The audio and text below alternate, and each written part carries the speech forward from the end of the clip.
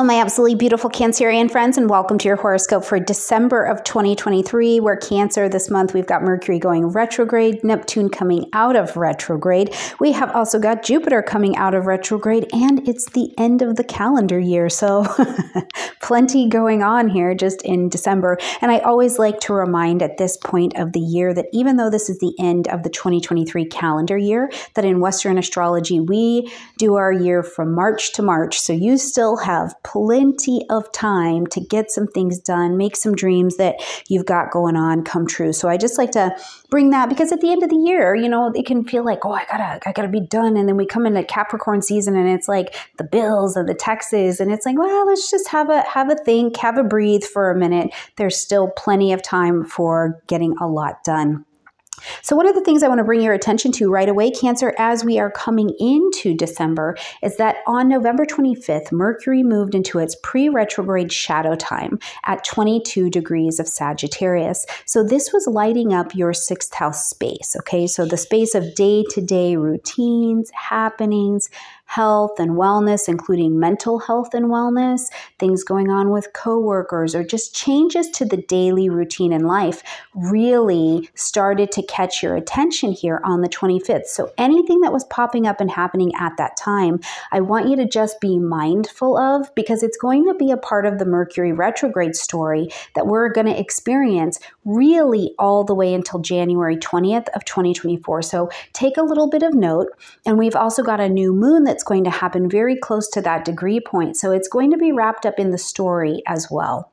All right, Cancer, as soon as we get into the month on the 1st, we've got Mercury moving into the energy of Capricorn. So right across the street from you, your opposing energy. So this lights up your 7th house space. So right here, as Mercury moves into Capricorn, Mercury brings new information, okay? Whenever Mercury is moving in a forward direction, it's bringing new information to this area of our chart. Now, throughout the vibration of Sagittarius, Mercury brought new things into the daily routine. It broadened the horizon. It brought legal contracts into your life. And now, as Mercury's in Capricorn, it's like, okay, that is really great. So glad we did all of this new horizon living.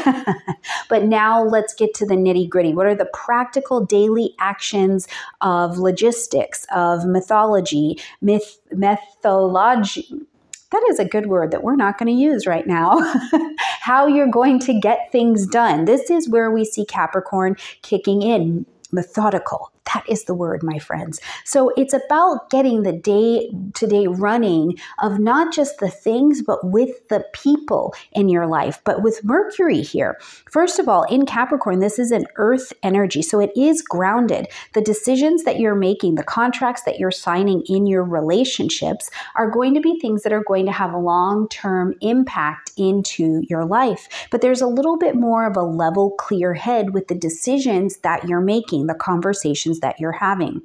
Now, again, this lights up your 7th house space, Cancer. So this is all about conscious, chosen, one-on-one relationships. So a marriage, a business partnership, the contracts that you openly have with yourself. So wherever you have consciously chosen to bring a relationship into your life, this is where you're being asked to concentrate. Now, we're also going to see that Mercury will retrograde in this space. So again, continue to take note of the things that have been building from November 25th all the way until we get to December 13th.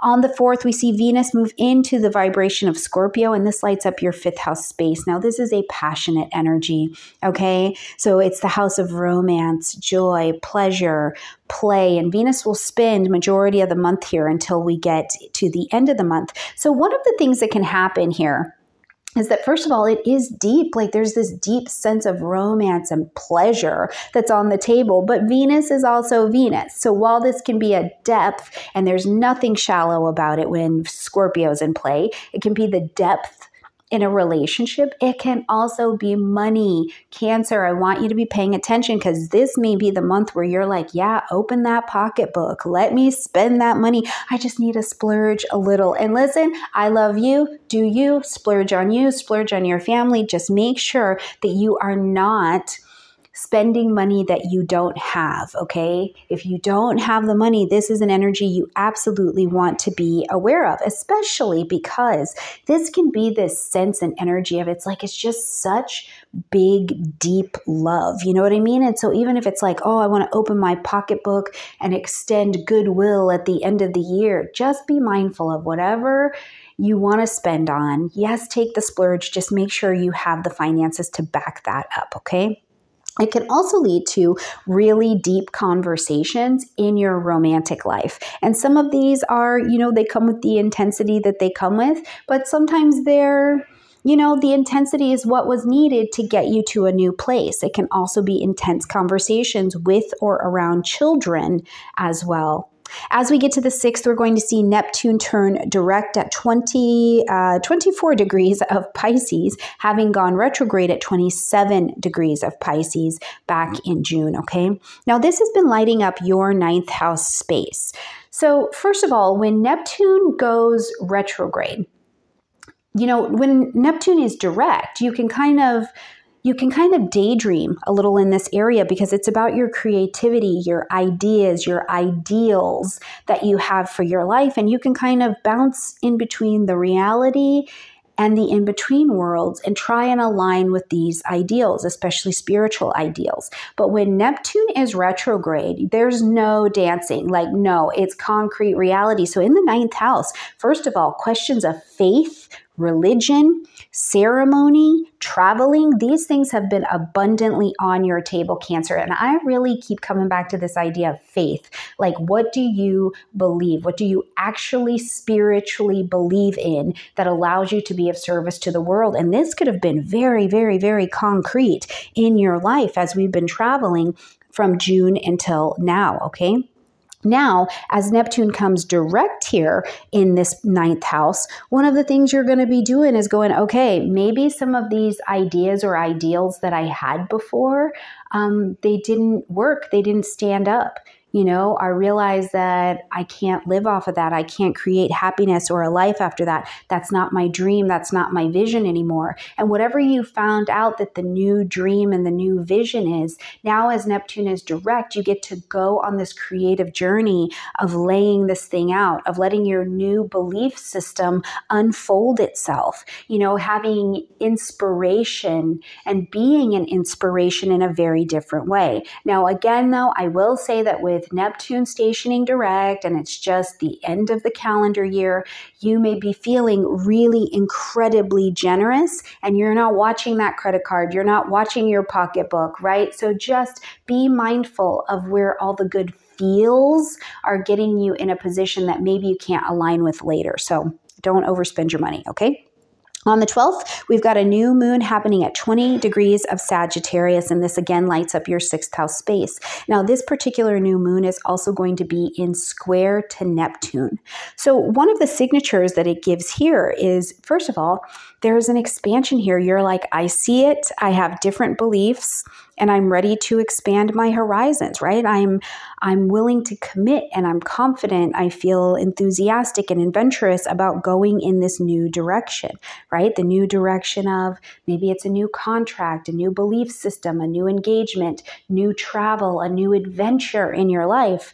But it's squaring against this Neptune that has recently come direct. And so it's not unfolding, Cancer, as quickly or as clearly as you would like it to be.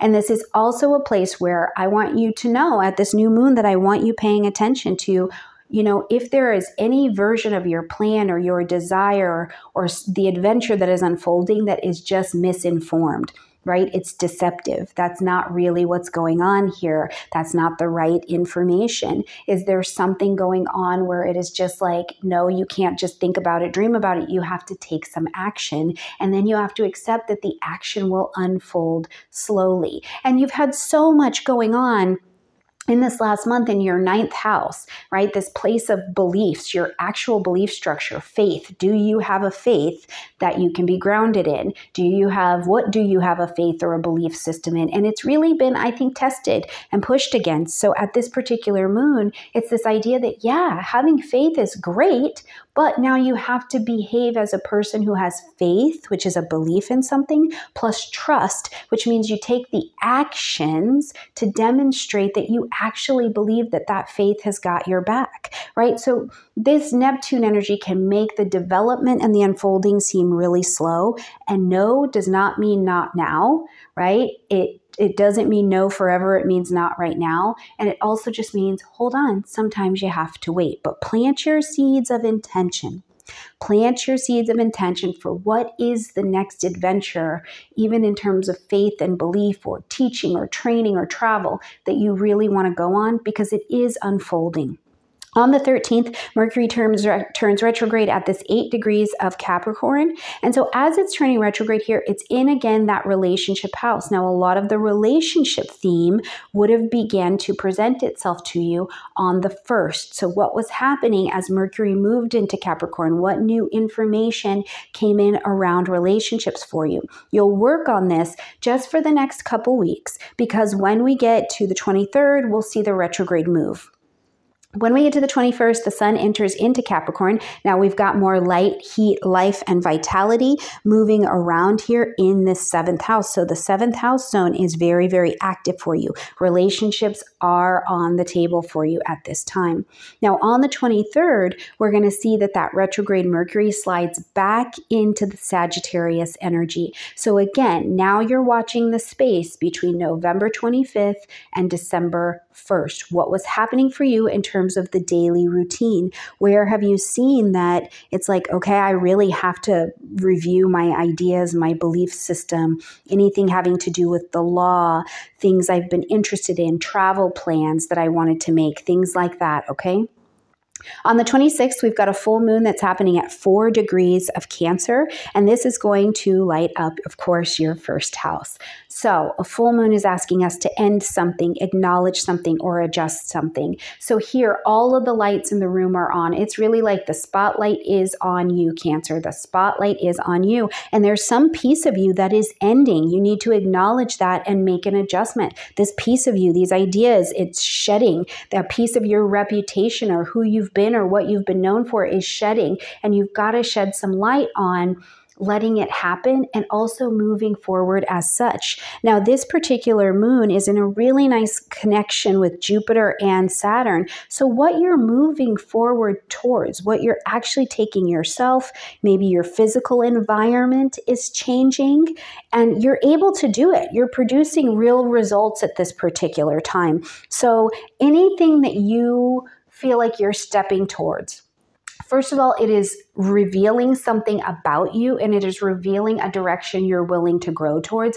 And this Jupiter and Saturn is a combination of your willingness to crystallize it, demonstrate mastery, take on a responsibility, and be accountable. And Jupiter is bringing the wisdom of the resources that you already have and a willingness to build on those together with this beautiful moon. And you're really able to, I think, make some progress forward or see where you have to make adjustments to yourself in order to progress forward. Now, I do want to say too, I think that this particular moon, in terms of your relationships, it's going to be a toss-up. It's 50-50. But if you find out that you are in a relationship, even you've taken on a big contract or you got married and you're like, this is not right for me, and you know it at the end of the month, this is going to be a time where some of that revelation, I think, will bring a change of circumstance.